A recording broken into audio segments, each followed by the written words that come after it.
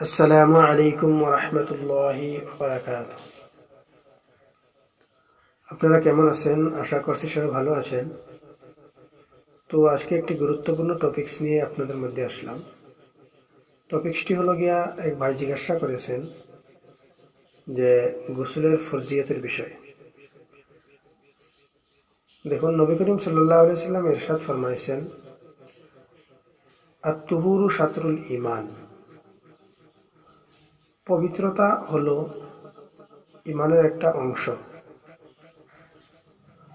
আর আমাদের হর মুসলমানের জন্য এটা অত্যন্ত জরুরি যে গোসলের ফরজিয়তের বিষয় জানা।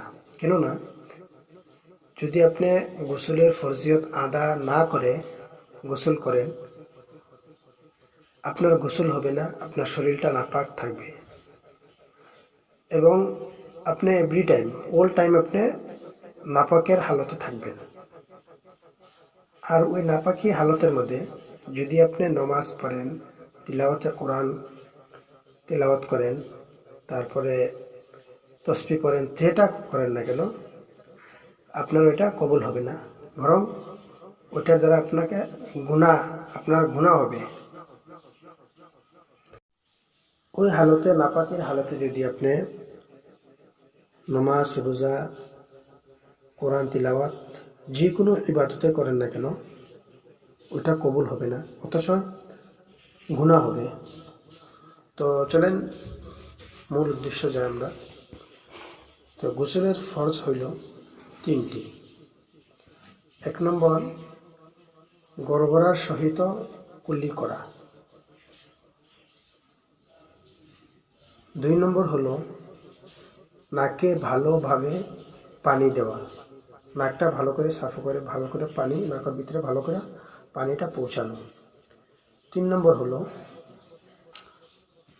সারা শরীর ধৌত করা এবং সমস্ত শরীরটা ভালোভাবে পানি দিয়ে ধৌত করা।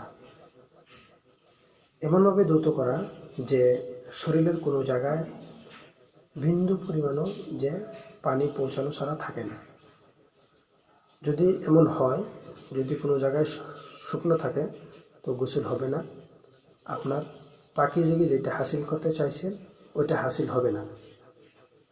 আশা করছি কথাগুলো ভালোভাবে বুঝছেন।